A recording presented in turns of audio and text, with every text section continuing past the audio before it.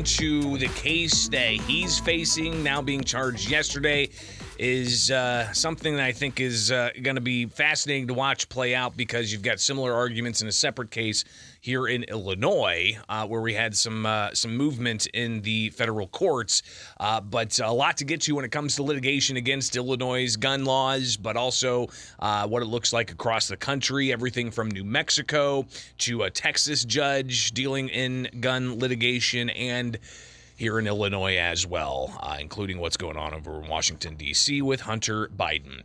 Welcome back. It is Springfield's Morning News. I'm Greg Bishop on this Friday, and we've got tons to get to, including the headline that Hunter Biden indicted on 3 charges. One may not stand up in court, and the Biden administration's DOJ has an interesting play that they're going to have to decide on here as to whether they actually move forward with a challenge to a federal court's ruling that you can't keep somebody from having a firearm despite them being a drug user. So this is something I think is central to the Hunter Biden case, but you've got this ongoing back and forth with the charges against Hunter Biden, coming from this idea found in USA v. Daniels, and that's the case that you have somebody who was admitted to marijuana use and then was charged in a series of other crimes that they were charged with violating the federal law. So we'll get to what the judge had to say in that. But of course, the headlines over in Washington, D.C. are that Hunter Biden is charged with these gun crimes. And this was all, part of the president's son. He was facing some tax charges, and if he pled guilty to those tax charges, they would not hold him accountable for the gun charges. That plea deal from several weeks ago fell apart in court, made national headlines, and then it was revealed that Hunter Biden likely would face other charges before the end of the month, and those charges revealed yesterday. But again, it's the charge of him lying on a federal form to get a firearm, saying that he was not an illicit drug user or addicted to illicit drugs. And, we all know the Biden laptop and the crack cocaine, and even the president acknowledging his son is in recovery. But this charge coming out yesterday highlights the central question of, the Second Amendment, and are individuals who may be drug users to be kept from exercising that constitutional right. So Hunter Biden being indicted on that, but the Department of Justice facing this appeal in the case USA v. Daniels. The case there, the judge ultimately broke this down in a recent ruling, saying that the government suggests that in the spirits of the drafts of the Second Amendment and the Militia Act, marijuana users threaten the public peace. But at that time, the founding, that notion referred specifically to violence or rebellion, not generalized public harm, not limited to those with a history of violent behavior. Not all members of the set of drug users are violent. As applied in this case, the government has not shown how Daniels' marijuana use predisposes him to armed conflict or that he has a history of drug-related violence. Furthermore, even as the founders were disarming Catholics and politically disaffected citizens, they left ordinary drunkards unregulated. The government has no meaningful response to the fact that neither Congress nor the states disarmed alcoholics, the group most closely analogous to marijuana users in the 18th and 19th centuries. As with the government's analogy to mental health, we ask the court, which are marijuana users more like, British loyalists during the Revolution or repeat alcohol users? The answer surely is the latter. So the government asks, and the judge says in his opinion, recently released in the case USA v. Daniels, about drug users and the Second Amendment, the government asks us to set aside the particulars of the historical record and defer a Congress's modern-day judgment that Daniels is presumptively dangerous because he smokes marijuana multiple times a month. But that is the kind of toothless rationale basis review that Bruin proscribes. Absent a comparable regulatory tradition in either the 18th or 19th century, Daniels' conviction is inconsistent with our history and tradition of gun regulation. Bruin emphasizes emphasizes the narrowness of that holding. We do not invalidate the statute in all its applications, but importantly, as only applied to Daniels, nor do we suggest that a robust Second Amendment is incompatible with other reasonable gun regulations. Such states' statuses must need a consonant with limits of the founding generation, understood to be permissible when they ratified the Second Amendment. The government has failed to demonstrate that here. So again, that's the judge in the case USA v. Daniels, where the federal government was trying to have their law essentially prohibiting individuals who are substance users from exercising their Second Amendment rights. And again, this is an issue crucial to the Hunter Biden case. So it's going to be fascinating to see how that plays out, but also fascinating is how that's impacting a case here in Illinois. This is Myers v. Kelly, a case that was brought by attorney Thomas Magg, with Gary Myers being the plaintiff. And this was originally filed in Madison County, if you recall, in state courts. But then there was a removal from state courts to the federal court, and that was filed by Brendan Kelly, the Illinois State Police Director.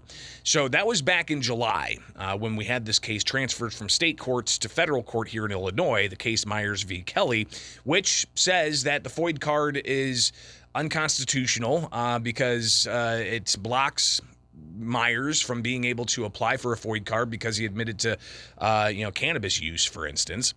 But it also challenged the court venue limits law that we have here in Illinois. That's also being challenged by, the Liberty Justice Center in a different venue. And we're looking at other cases that Thomas Magg has against that case as well. But this week, you had Brendan Kelly and the Illinois State Police file their answer to the case. So we'll take a look at that coming up here, and also what the latest is, because not only did they file an answer to the charges brought by plaintiffs, Illinois State Police also motioned to dismiss the case out of a lack of jurisdiction. So again, state police, they wanted to move it from state court to federal court, and now in federal court, they're wanting to dismiss the case for lack of jurisdiction.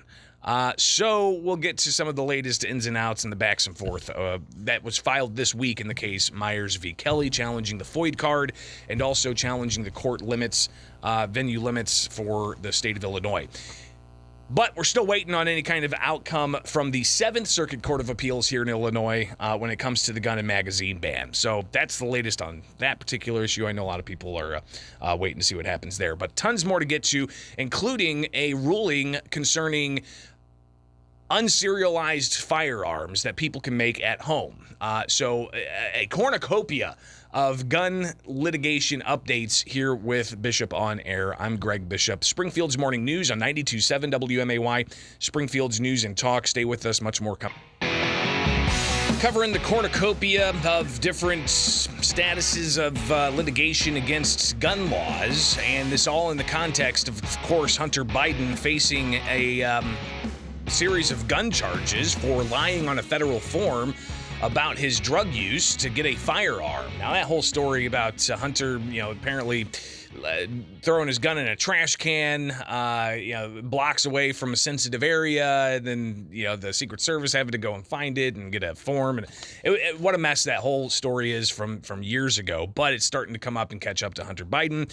He faces charges lying on a federal form. But the Biden administration has that predicament of deciding whether or not they're going to appeal a federal judge who said essentially that the law prohibiting individuals who may be drug users from possessing firearms is unconstitutional. But a similar case kind of hinged off that idea in Illinois, Myers v. Kelly. You have the state police who transferred it from state courts to federal court, and now in federal court, after answering a complaint denying the charges that the FOID card is unconstitutional, now motioning to have it essentially dismissed. So earlier this week on Monday, Illinois State Police motioned to dismiss because of a lack of jurisdiction. So interesting that they motioned to have this moved from state court to federal court, and then in federal court they're saying a lack of jurisdiction. So now you had on Tuesday Thomas Magg representing Gary Myers motion to remand back to the state courts. So That case is being volleyed back and forth. We'll see what ultimately happens there. But you have another case concerning so-called ghost guns. These are unserialized firearms. And last month, the Supreme Court essentially put a stay on a lower court's ruling that the ATF rule on frames and receivers was unconstitutional. So that rule in July said that plaintiffs and intervener plaintiffs' motion for summary judgment on grounds the final rule was issued in excess of ATF's statutory jurisdiction are granted, and defendants' cross motion for summary judgment as those claims are denied. On the grounds the final rule, frames and receivers, and identification of firearms is hereby vacated. So that was in July when a federal judge did that. But then on Thursday, an appeals judge, they took up more action on this case, and they had oral arguments last week. But in the lower court, you had an opinion ordered for Defense Distributed and Blackhawk Manufacturing Group, granting an emergency injunction pending appeal. So just for Defense Distributed and emergency injunction was issued, also for Blackhawk Manufacturing. So this case obviously is playing forward. How that impacts Illinois, it really, I don't think does, because of course this is down in Texas where this particular federal case is, but you have Illinois' law that was enacted last year, and it has Governor J.B. Pritzker's signature on it, and ultimately it bans homemade firearms, specifically undetectable firearms. And those can be considered ones that are made with plastic pieces, for instance. But it also makes it illegal to possess an unserialized frame or receiver, including those who are 80% made. So you've got the federal courts dealing with the ATF rule. In Illinois, you've got the ghost gun law that Governor Pritzker signed. So that's not really going to change things, I think, for at least Illinois. But then, from Hunter Biden to Illinois to the frames and receivers rule, we now get to New Mexico, where you had the courts essentially say that New Mexico's governor's executive order blocking individuals from carrying firearms was unconstitutional. New Mexico's governor put out a statement essentially saying that, a judge temporarily blocked sections of the public health order, but recognized the significant problem of gun violence in the state, particularly involving the deaths of children. And they go on further to say that they refuse to resign the status quo. As governor, she says, I see the pain of families who lost their loved ones to gun violence every single day, and I'll never stop fighting to prevent them. But then, that case was, of course, a collection of different gun groups that were fighting against the governor's executive order there. But then you get into, the NRA coming late to the game, and even the governor poking fun at the NRA coming late to the game, because the NRA tweeted out, hey, we filed our lawsuits. Look at this. We filed our lawsuit. NRA sues New Mexico governor. See you in court, said the NRA. But the governor tweeting out, you're a little late to the party. And I think this highlights just this inner conflict within the gun rights community when it comes to, the NRA's status in challenging gun laws. So listen, that's a lot to take in. I understand there's all kinds of different facets and factors here, but to wrap up the week, I figured I'd just get out a cornucopia of different status when it comes to gun litigation, from Hunter Biden to New Mexico and almost everything in between. There you go. Hopefully you're a little bit more informed as to where we're at with some of these things, but the wheels are going to continue to turn. What are you going to do? Hopefully you stay with us, and you can find me anywhere. Just search Bishop On Air. Again, Bishop On Air on X, formerly known as Twitter, Facebook, and YouTube. So be sure to follow along.